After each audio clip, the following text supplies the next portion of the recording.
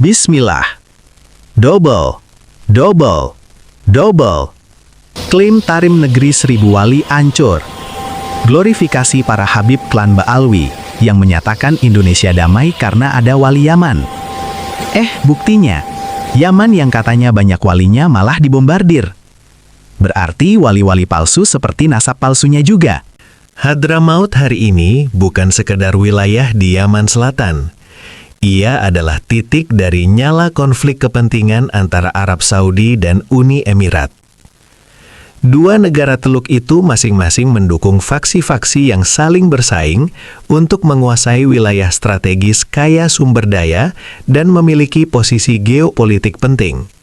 Perang besar dengan persenjataan modern pun tak terelakkan. Peperangan yang terekspos luas di internet ini secara telanjang membongkar satu narasi lama yang selama berabad-abad dipercaya oleh umat Islam. Bahwa di setiap wilayah yang dihuni oleh para Habib, di sana pasti hadir keberkahan, ketentraman, dan keselamatan. Fakta di Hadramaut hari ini justru berbicara sebaliknya. Inikah tanda bahwa nasab klan Ba'alawi tidak dapat diselamatkan lagi? Klan Ba'alawi selama ini berupaya mengaburkan sejarah konflik di Hadramaut yang panjang dan berdarah dengan menggantinya melalui narasi romantik negeri para wali, tanah penuh berkah, dan pusat keturunan suci. Narasi itu dimulai dari kisah hijrahnya Ahmad bin Isa ke Hadramaut, dirangkai dengan figur putranya Ubaidillah yang kemudian melahirkan Alawi, nama yang kelak dijadikan merek genealogis klan Ba'alawi.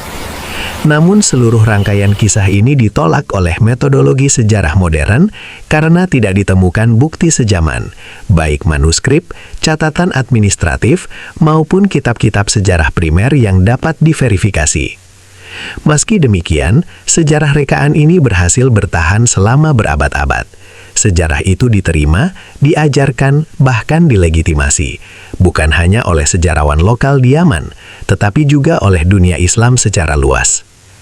Ketika diskursus nasab klan Ba'alawi memanas di Indonesia, gelombangnya menjalar hingga ke Yaman, khususnya Hadramaut.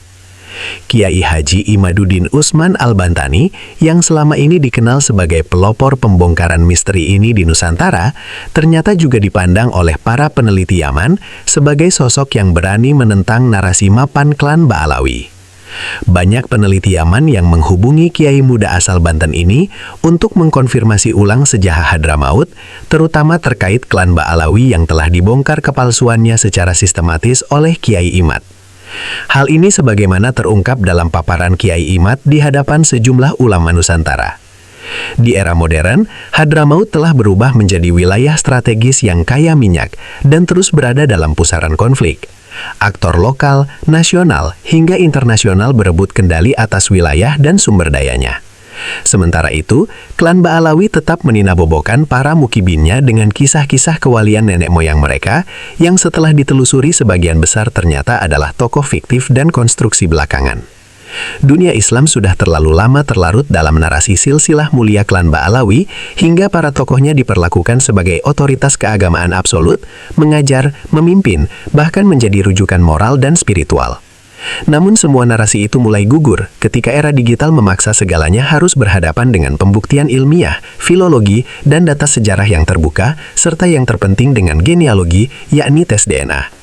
Ada satu narasi spiritual yang sangat kuat, diyakini khususnya oleh sebagian umat Islam di Indonesia, bahwa Habib adalah keturunan suci, pembawa berkah, pelindung dari musibah, dan penjamin ketentraman. Narasi ini runtuh seketika saat hari ini.